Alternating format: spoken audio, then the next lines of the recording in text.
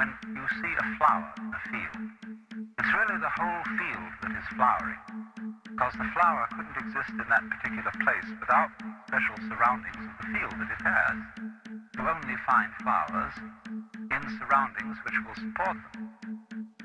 So in the same way, you only find human beings on a planet of this kind, with an atmosphere of this kind, with temperature of this kind, supplied by a convenient neighboring star. And so, just as the flower is a flowering field, I feel myself as a personing, a manning, peopling the whole universe. In other words, I seem, like everything else, to be a center, a sort of vortex, at which the whole energy of the universe realizes itself, comes alive. A sort of aperture through which the whole universe is conscious of itself. In other words, I go with it as a center to a circumference. The astrologers, in theory at least, may not have been so far wrong, when in trying to draw a picture of a human mind or soul, they drew a very crude map of the whole universe, centered on the time and place of the birth of that particular person. It's not a bad idea, but I don't think the astrologers know how to read their maps, because the maps are too crude. But the essential point is obvious, that each one of us, not only human beings, but every leaf, every weed, exists in the way it does only because everything else around it does. The individual and the universe are inseparable, are inseparable, are inseparable, are inseparable. But the curious thing is that while that's rather easy to see in theory, very few people are aware of it in an important, strong way, like one is aware of blue in blue sky or of the heat in fire. It's more of an idea than it is of a realization.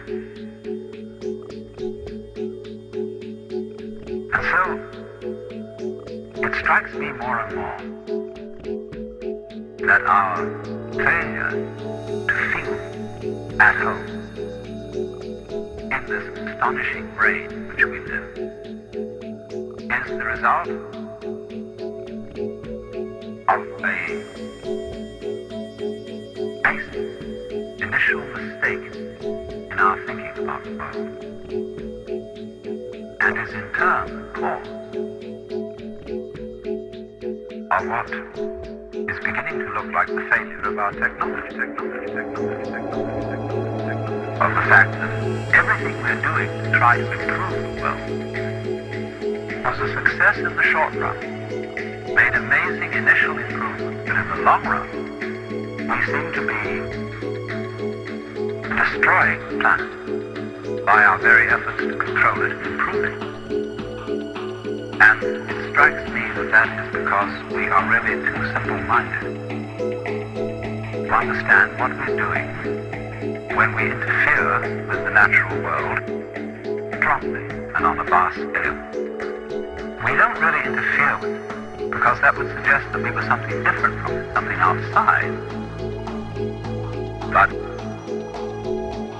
I think what we're doing is we are understanding it in terms of languages, numbers, in terms of a logic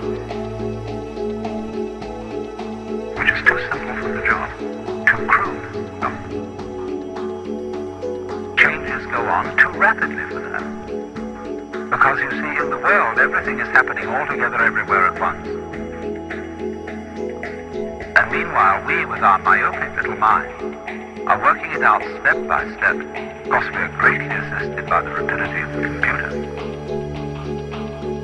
But even so, computers still looking at things in rows as the magnetic tape goes through and is scanned by the computer.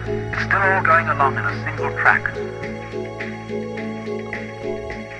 And I suppose then our difficulty is that we have lamentably one-track minds in an infinitely many-track universe. And we may have to come to the alarming conclusion that the universe is smarter than we are. That the universe is smarter than we are. That the universe is smarter than we are.